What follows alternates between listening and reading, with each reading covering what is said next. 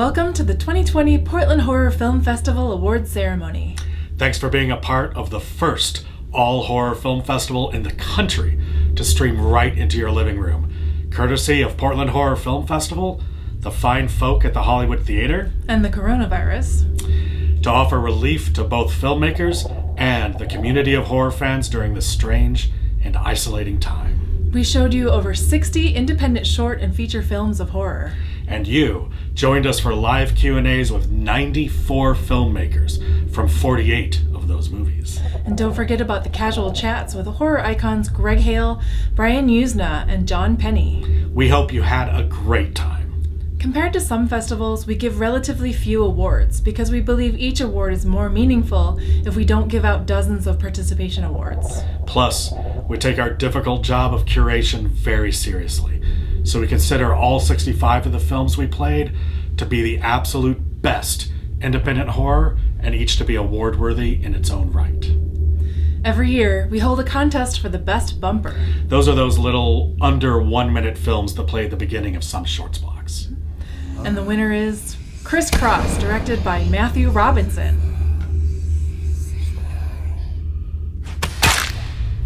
The Abby Normal Award was created originally to celebrate rising filmmakers, but this year we realigned it to better fit the title of the award, to recognize the best weird or bizarre film of the festival. While we had many wonderfully weird films, including those in the amazing Shorts Gone Wild block, only one left us with a curious earworm we'll be chanting whenever we encounter mashed potatoes. The winner of the Abby Normal Award is Mashed Potato Face by Joseph Graham.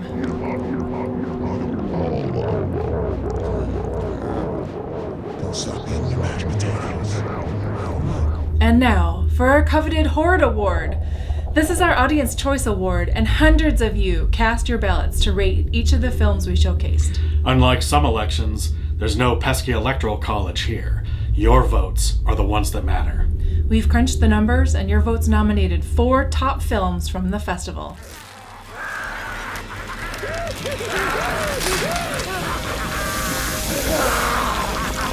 But there can be only one. Your top-rated film and the winner of the Horde Award is Uncle Peckerhead. Damn! Cool. The feature debut of Larry Gone Demon creator Matthew John Lawrence.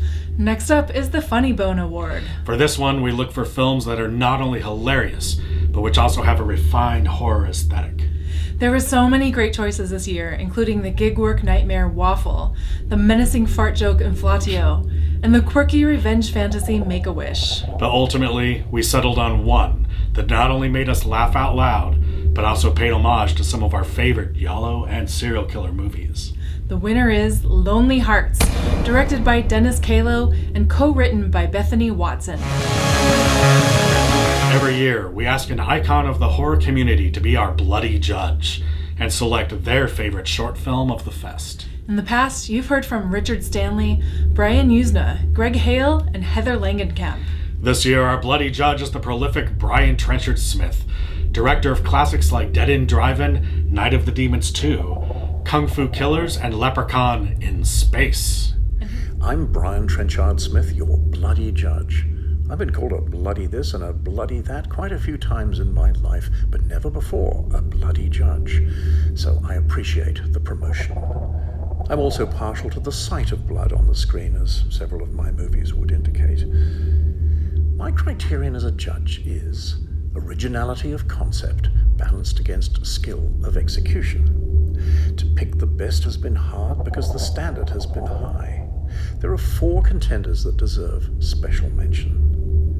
I admired the Desolation Prize for making a demonically possessed, soaking wet sweater an instrument of evil. Bold idea, intriguing, and creepy. I liked Ferine. Psycho mother murders strangers to feed her feral forest brood, with its final shots of Mom and the kids chowing down together with such lip-smacking relish. I like shorts that put horror into an allegorical perspective. The History of Monsters interested me because its ending added a layer to a gender conflict premise, namely that in a world of monsters, the suppression of empathy is the first step to becoming a monster yourself. A similar theme emerges from LILI, Lilith Bites Back. It's an excellent example of a one-shot short, a Me Too polemic that is anchored by Lisa Smith's nuanced and compelling 8-minute close-up. I hope it gets her noticed. It was a difficult choice, but ultimately I decided that Best should be awarded to Destroyer of Worlds. It's an anti-suicide allegory where obsession with the occult can entice depressed minds into fatal delusions and murder. Writer-director Humayun Mirza constructs the story via a non-linear narrative and builds tension that keeps you guessing as to each character's precise fate. The cast is pitch perfect, the dialogue spare. Each line adds a dimension to the character. It's stylishly shot with a couple of nice jump scares. I hope this demonstration of his skills gets Humayun Mirza a feature opportunity. In fact, I hope all the works shown here are career building for their makers. So thank you, Portland Horror Film Festival, for another great year. Stay safe, be well, good night. Our Camera de Sang Award recognizes the film that showcases the best cinematography. But it's not just about beautiful or horrific images. The cinematography must also illuminate the horror, help create dread and unease, and be as integral to the story as the script. There were many wonderfully shot films this year, from the panic-inducing History of Monsters to the frighteningly open expanses of desert in Barney Berman's Wild Boar. This year, the Camera de Sang Award goes to an Italian short film that used its beautifully composed photography to slowly reveal the feral nature of its main character and immerse us in her sun-soaked world of daytime horror. The winner is Farina by Andrea Corsini.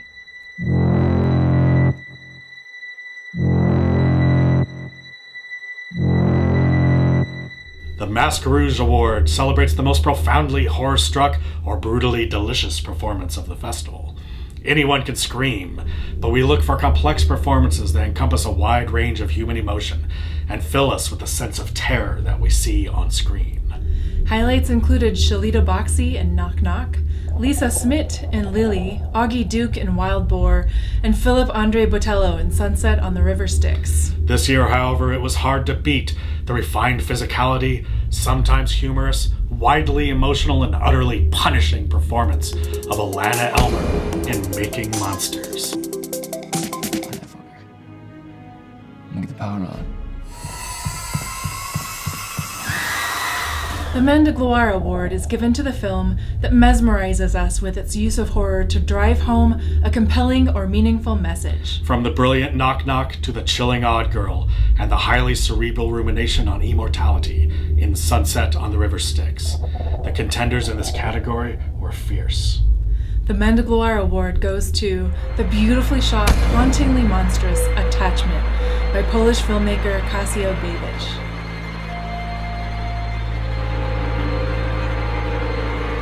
This year, in light of the many excellent feature and short films, we're giving two top awards, the Ghoul d'Or Best Feature and the Ghoul d'Or Best Short.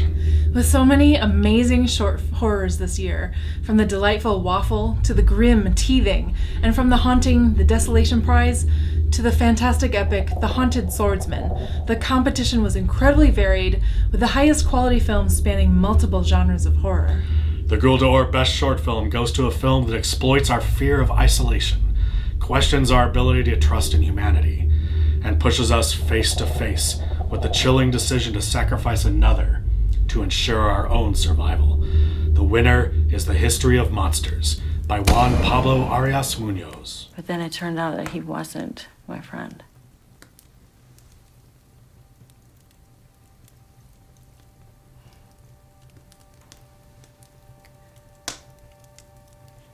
So I shot him with his father's rifle. All 7 of the blisteringly cool horror features we showcased this year are award-worthy. The wild monster thrill ride of Barney Berman's Wild Boar. The surreal and existential vampire tale, Sunset on the River Styx. The hilarious zombie mobster comedy, Witness Infection. The brutal, supernatural thrill-kill nightmare, Making Monsters. The punk rock demonic splatterfest, Uncle Peckerhead. The Slovenian bloodbath laugh riot, The Curse of Valberga. And the incredible B-movie love letter remake, The Brain That Wouldn't Die. Any one of these could have easily gone home with our top feature award, but after days of deliberation, consultation with our jury, and divination with our master beyond the veil, the Gouldor Best Feature goes to Making Monsters.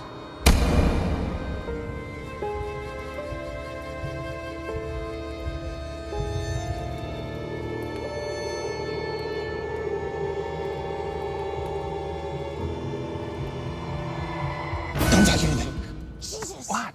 Don't fucking scare me. Okay, sorry. Directed by Justin Harding and Rob Brunner, this marks Harding's 4th award at Portland Horror, making him and his cohorts a team that we think everyone should add to their watch list. And that's it. Thanks for tuning in, and thanks again for being a part of Portland Horror Film Festival. Your support of independent horror film is so important, and you helped us make this a reality, even when it seemed impossible. So let's have one more round of applause for the award winners. We hope you have a great weekend. And whether you join the important ongoing national protests for Black Lives Matter, or gather with friends for the 4th of July over hot dogs and fireworks, remember to wear a mask, keep your social distance, and stay healthy. How do these things work exactly? No, not in the house!